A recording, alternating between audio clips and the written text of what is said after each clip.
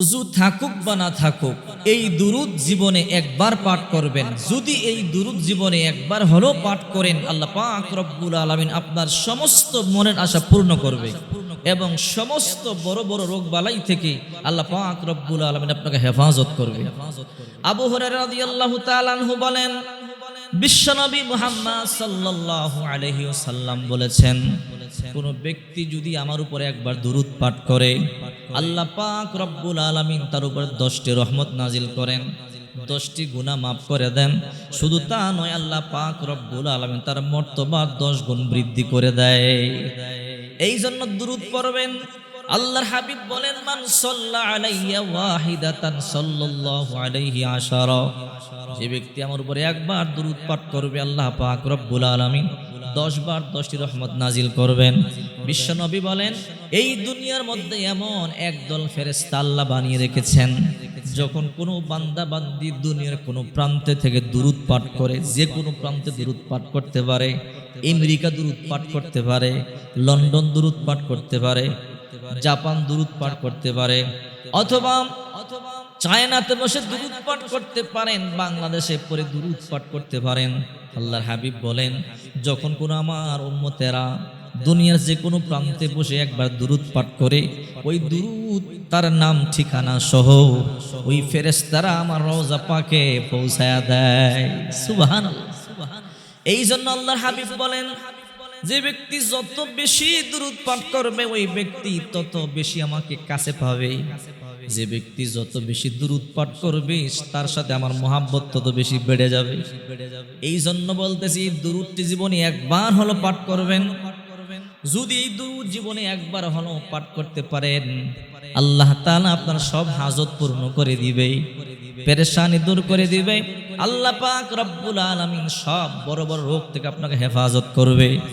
দুরূদটি হলো, আল্লাহুম্মা সাল্লি আলা সাইয়্যিদিনা মুহাম্মদ ওয়া আলা আলি সাইয়্যিদিনা মুহাম্মদ বিআদাদি কুল্লি দাইন ওয়া দাওয়াই ওয়া বিআদাদি কুল্লি ইল্লাতিন ওয়া শিফা। ছোট্ট দুরূদ, আল্লাহুম্মা সাল্লি আলা সাইয়্যিদিনা মুহাম্মদ ওয়া আলা আলি সাইয়্যিদিনা মুহাম্মদ বিআদাদি কুল্লি দাইন ওয়া দাওয়াই ওয়া বিআদাদি কুল্লি ইল্লাতিন ওয়া শিফা। এই দুরূদের এত পাওয়ার, এই দুরূদ পরে আল্লাহর কাছে যদি কোনো কিছু চান, আল্লাহ অবশ্যই আপনাকে দিবে। তবে ওযু লাগবে না, ওযু ছাড়াও আপনি পড়তে পারেন। দুরূদ আল দুরূদ, আল্লাহ তাআলা দুরূদ সম্পর্কে বলেন, ইন্নাল্লাহা ওয়া মালাইকাতাহু ইউসাল্লুনা আলান নবী ইয়া আইয়ুহাল্লাযীনা আমানু সাল্লু আলাইহি ওয়া সাল্লিমু তাসলিমা। নিশ্চয় আল্লাহ পাক রব্বুল আলামিন এবং ফেরেশতা মণ্ডলী বিশ্বনবী মুহাম্মদ সাল্লাল্লাহু আলাইহি ওয়াসাল্লামের উপর দুরূদ পাঠ করে।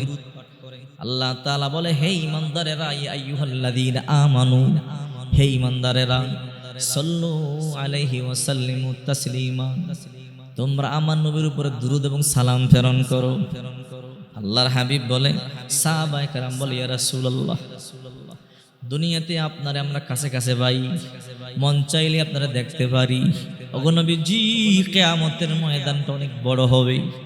বাবা আদম থেকে শুরু করে ঈসা পয়গম্বর পর্যন্ত, আপনি নবী পর্যন্ত, কিয়ামত পর্যন্ত লক্ষ কোটি কোটি উম্মতের মধ্যে আপনারা আমরা কোথায় খুঁজবো, কেমনে পাবো? আল্লাহ হাবিব বলেন, সাহাবীরা, তোমরা বেশি বেশি নামাজ আদায় করে আমারে সাহায্য করো। যদি বেশি বেশি নামাজ আদায় করতে পারো, আমার কাছে পাইবা। আল্লাহর হাবিব আরেকটা শরত বলে দিলেন, বেশি বেশি দুরূদ শরীফ পাঠ করো। বেশি বেশি দুরূদ শরীফ পাঠ করলে আমার সাথে মহাব্বত বাড়বে।